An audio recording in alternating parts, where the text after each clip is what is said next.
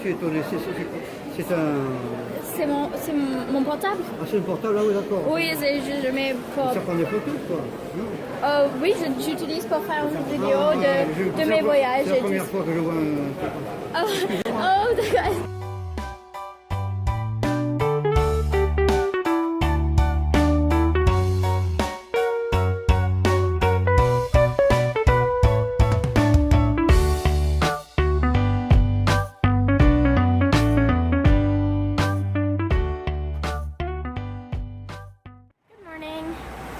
Today is day one of my last vacation here in Europe.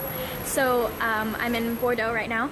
Yesterday I didn't really explain anything or right next to entrance to a parking garage. I didn't really explain anything, but I took a train for like 5 hours from Nantes to Bordeaux, and then I got here and I made it to my Airbnb, and then my host was really nice. So he showed me around like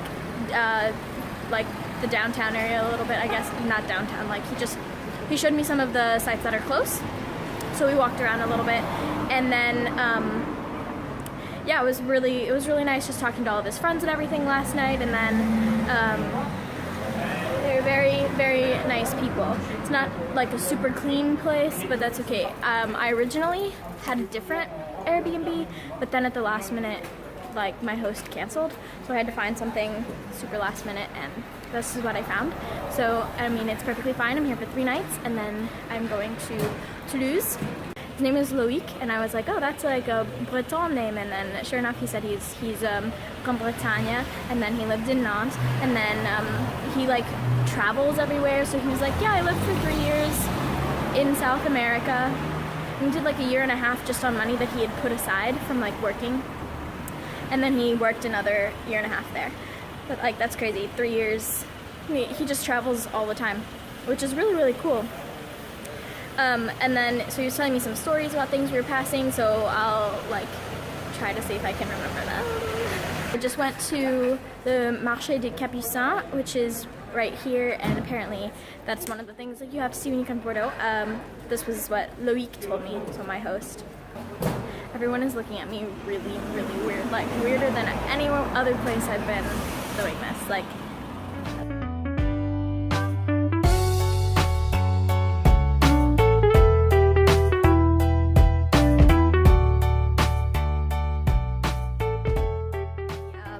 welcome guy in there all of a sudden started being like very passive aggressive, and he like was like yelling at this lady passive aggressively. He was like, did you ask to take pictures? And then she was like, and he was like, go ahead, it's free, whatever. And then he was like, it's not a zoo, it's church. And then he's like, no respect. And I was like, oh, okay. Like, this poor lady was just there with her phone, or with her camera, like just like stunned. Into the like tower of the church, Saint Michel, and they're called La Flèche, so arrow, and yeah, the arrow, and it is detached from the church, like it's the bell tower, but it's like detached. And there's another church in Bordeaux that has that as well, Saint-André. I saw that yesterday. It's very interesting. And this particular tower was built in 1472 to 1492, and it was built over top of like the bone house for the church parish.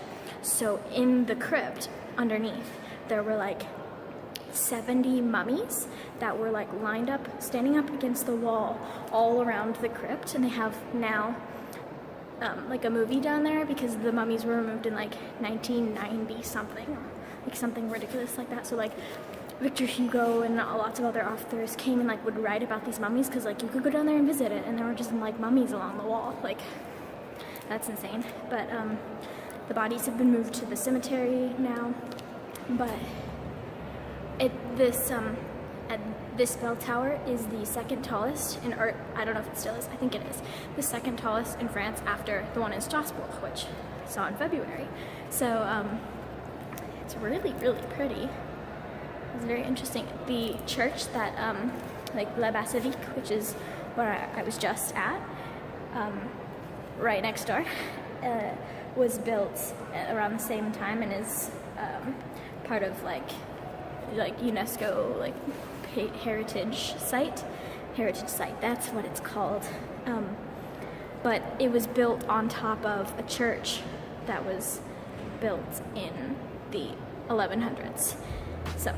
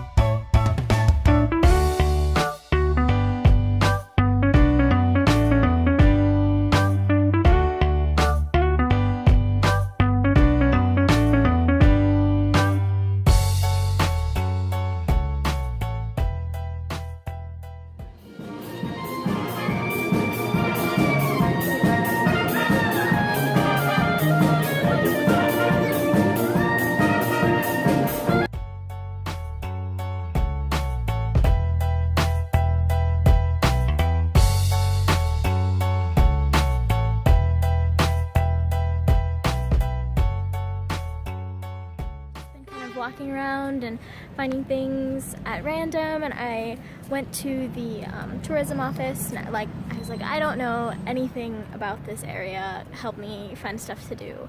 And so the guy pointed some stuff out on a map for me, and so right now I'm about to go to like the history museum, which will be really exciting, and do that today, and then maybe walk around. And then he showed me where like the medieval neighborhoods were, and like all of like the walking streets of Bordeaux. So if I don't do them today, I'll do them tomorrow, which is Sunday when most things are closed anyway, so I can just walk around and like look at everything. So yeah, it's really exciting.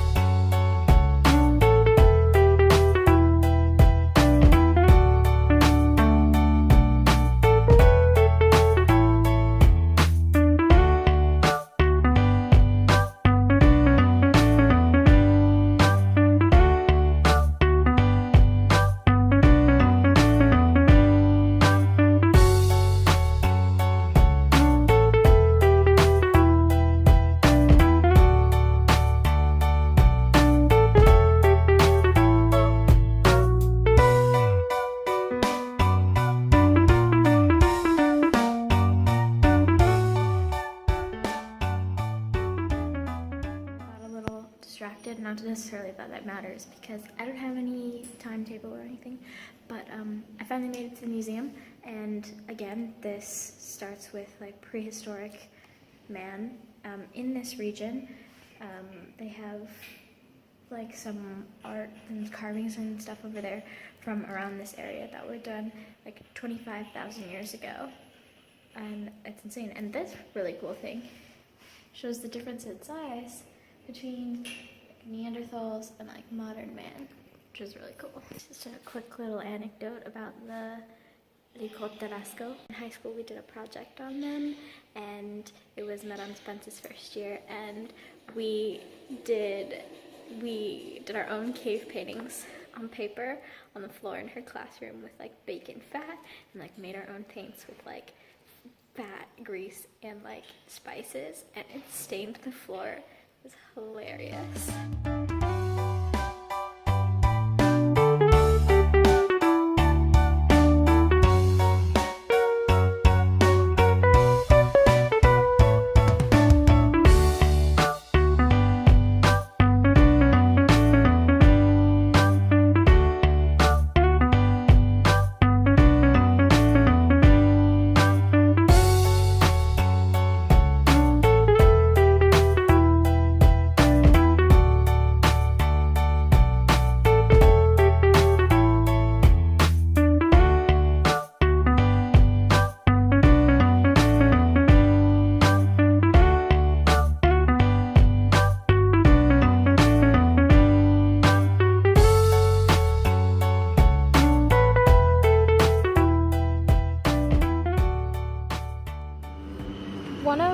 things that Loic was telling me about are these shells. Apparently there's like a path that you can follow. He said it starts in like the Netherlands, and it takes you to all of like these heritage sites and stuff, and then it ends somewhere in Spain.